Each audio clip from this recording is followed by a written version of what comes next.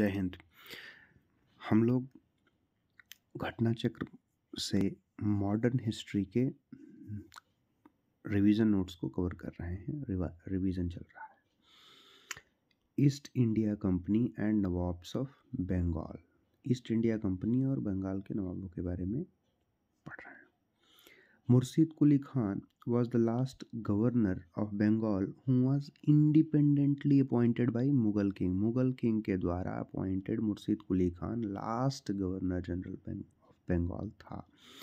मुर्शिद Quli Khan shifted his capital to Maqsudabad. Maqsudabad में वो अपना राजधानी शिफ्ट करता है from Dhaka. Earlier the capital of was Dhaka. Now he shifted to Maqsudabad and renamed it to Murshidabad. उसका नाम मकसूदाबाद का उसने मुर्शिदाबाद रख दिया। He started Ijara system of land settlement. Land settlement के लिए उसने एक नया सिस्टम बनाया, उसका नाम उसने इजारा सिस्टम दिया। Alivardi Khan compared Europeans with the honeybee and said that if they are left undisturbed they will give you honey and if tried to disturb them they will bite you till death. Alivardi Khan जो ये थे, इन्होंने Europeans के बारे में एक बात कही कि यूरोपियंस एक मधुमक्खी के छत्ते के जैसे हैं। अगर इनको आप डिस्टर्ब नहीं करेंगे तो ये आपको शहद देंगे, हनी देंगे, और अगर आप इनको डिस्टर्ब करने के चक्कर में पड़ेंगे तो ये आपको तब तक काटेंगे जब तक कि आपका देहावसान नहीं हो जाएगा, until you death. After the death of Alivardi Khan, his grandson Siraj-ud-Daulah, इसका ग्रैंडसन था, his grandson, अलीवर्दी खान का grandson Sirajuddaulah, he succeeded to the throne of Bengal. Black hole tragedy took place during the reign of 20th. During his reign, Sirajuddaulah के ही कार्यकाल के दौरान black hole tragedy की दुर्घटना घटी। 20 जून 1756, 20 जून 1756 को ब्लैक होल की ट्रेजेडी की दुर्घटना घटी। ब्लैक होल की ट्रेजेडी क्या थी, आइए देखते हैं। According to one of the 23 survivors were only left. They were taken to some place. According to J.H. Halwell, वो कहते हैं कि 146 English prisoners were put in a cell with a dimension of 18 feet length and 14 feet 10 inch breadth. मतलब मान लो कि 15 feet की चौड़ाई थी, 18 फीट की लंबाई थी। ऐसे कमरे में 146 लोगों को डाल दिया गया और उसमें से सारे लगभग सफोकेशन की वजह से ख़त्म हो गए। ओनली 23 लोग जिंदा बचे। 123 of them died due to suffocation and only 23 left.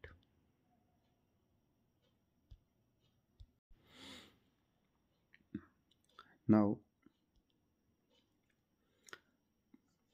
it is said that black hole tragedy was a propaganda against Indians by the Britishers, since some of the historians like Ghulam Hussain, he did not mention this thing at all.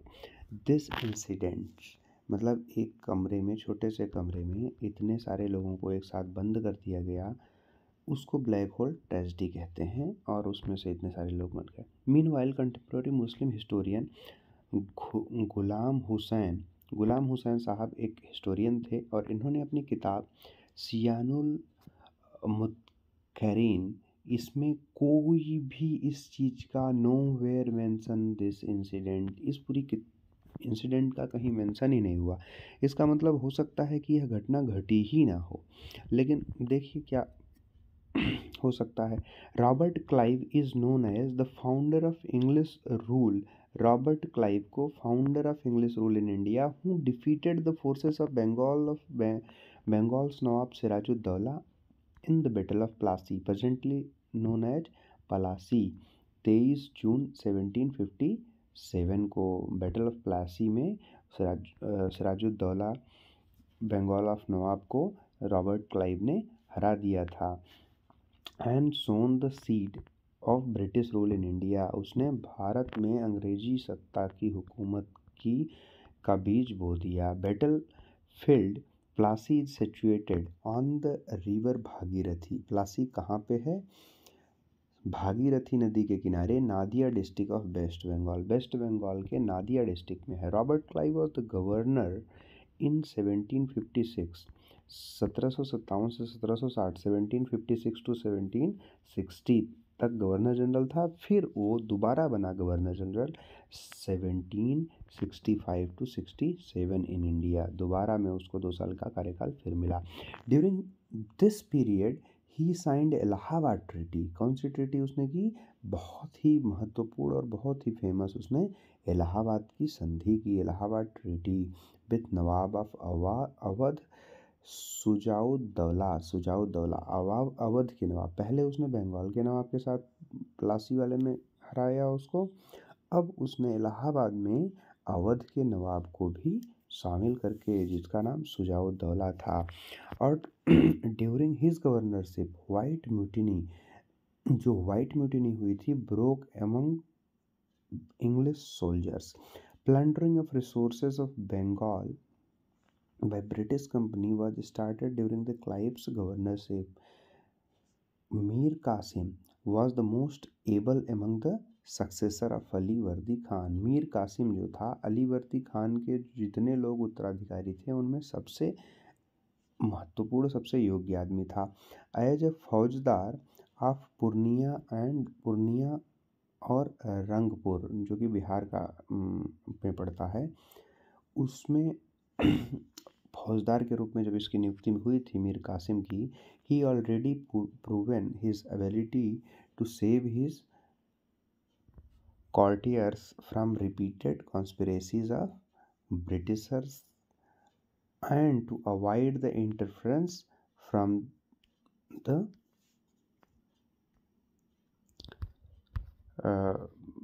Portuguese merchant, from the Englishman. Mir Qasim shifted his capital to Munger. Mir Qasim shifted his capital to Munger from Murshidabad. Dhaka से अलीवर्दी खान ने मुर्शिदाबाद किया था। अब मुर्शिदाबाद से भाई साहब लेके गए हैं मुंगेर में। कहाँ ले गए हैं? मुंगेर में। कौन ले गया है? मीर कासिम। इसके पहले अलीवर्दी खान ले गया था। अलीवर्दी खान मुर्शिदाबाद ले गया था और वहाँ से मुर्शिदाबाद के पहले ढाका थी, ढाका से ये मुर्शिदाबाद अलीवर्दी साहब ले गए। अलीवर्दी खान के बाद मुंगेर गया है मीर कासिम जी के द्वारा लेकर के। और so as to stay away from Calcutta, Calcutta से दूर रहने के लिए। कलकत्ता में क्योंकि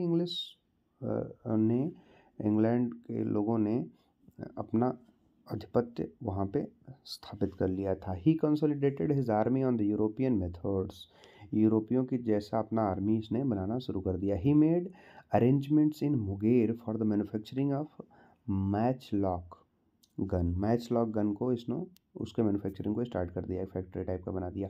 Mir Qasim also took some brave steps so as to improve the economic condition of the Bengal के इकोनॉमिक कंडीशन को इम्प्रूव करने के लिए मीर कासिम ने कुछ महत्वपूर्ण स्टेप्स लिए। The officers involved in the embezzlement were fined heavily. Some new taxes were introduced and 3/32 part of the old taxes were introduced as extra taxes, cess वस टाइप का, जैसे अभी सेस लगता है वैसा। The combined forces of Mir Qasim, Sujaud-Dawla, Nawab of Awadh and Mughal king Shah Alam II was defeated by Britishers in the Battle of Buxar on 22nd of October 1764। 1764 में बक्सर के युद्ध में मुगल के उस समय शासक थे शाह आलम द्वितीय और नवाब ऑफ अवध, जिनका नाम सुजाउद्दौला था, और मीर कासिम, ये तीनों लोग अपनी सेना को इकट्ठा करके एक साथ लड़ रहे थे। किसके खिलाफ लड़ रहे थे? इंग्लिश आर्मी के खिलाफ।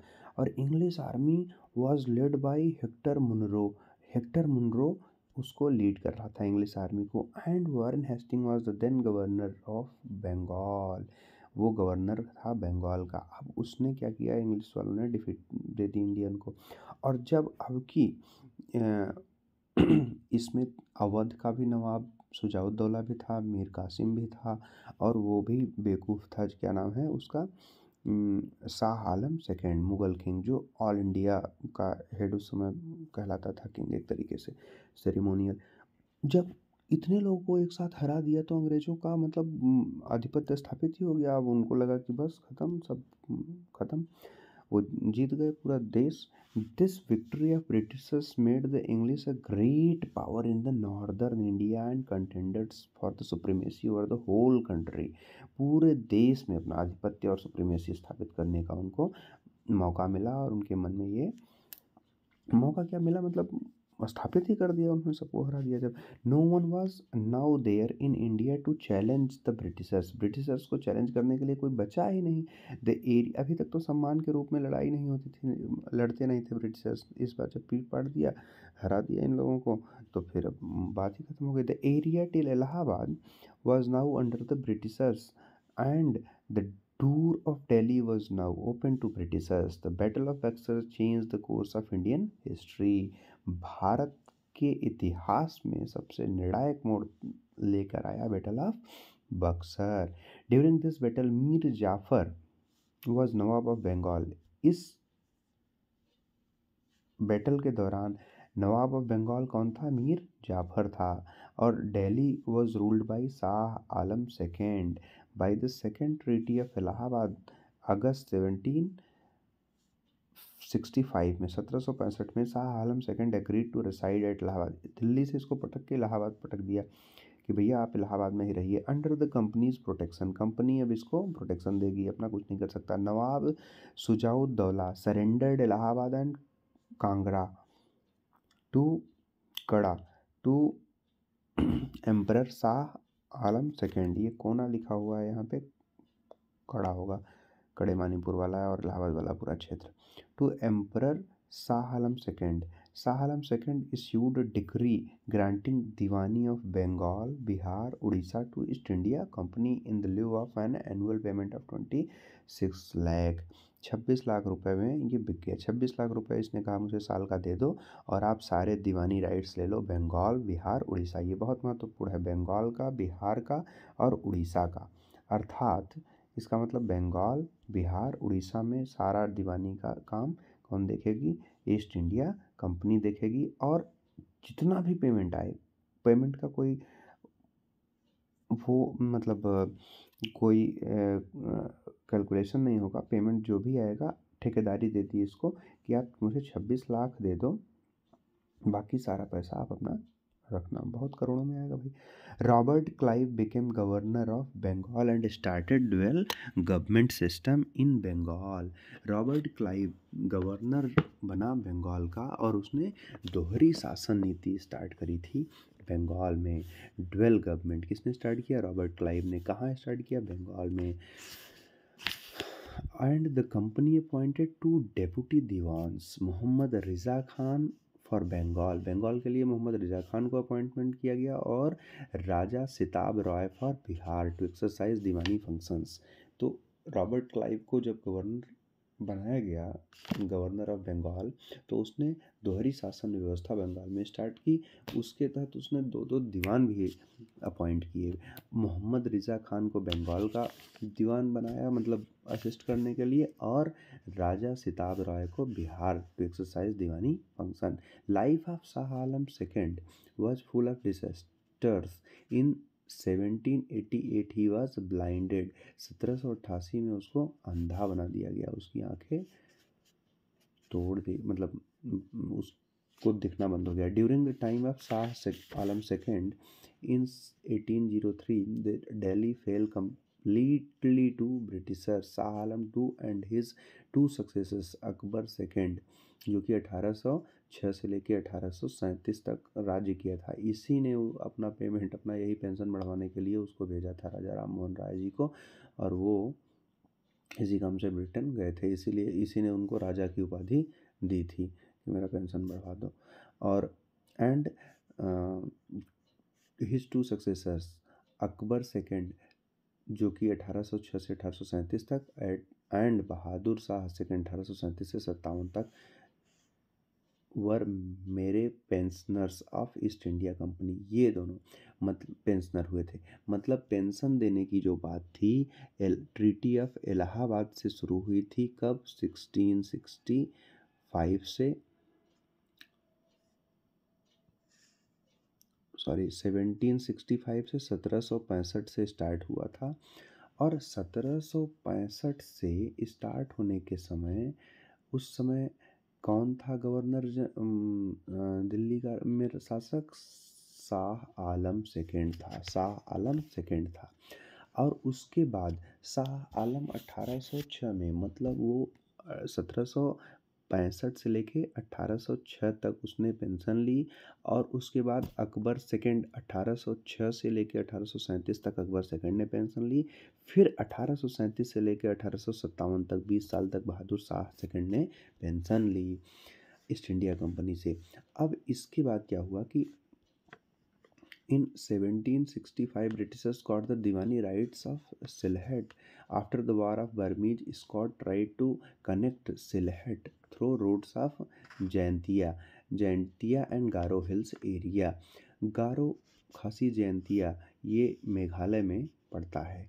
मेघालय के दो हिल्स हैं उनको कनेक्ट करने के लिए, which was faced by tough resistance from the Khasi tribes who lived in these area under the leadership of Tirath Singh. तो खासी ट्राइब्स ने इसको रेसिस्ट किया under the leadership of Tirath Singh. Tirath Singh ने इसका, उनके नेतृत्व में खासी ट्राइबल ग्रुप ने विद्रोह किया इसका। K M. Panikkar said that during 1765 to 1772 1765 से 1772 तक company made Bengal state of dacoits, डकैतों का राज्य वहाँ पे बना दिया था। ये के.एम. पानीकर का कहना है। अब इसी के साथ ये चैप्टर ख़त्म होता है। Thank you so much.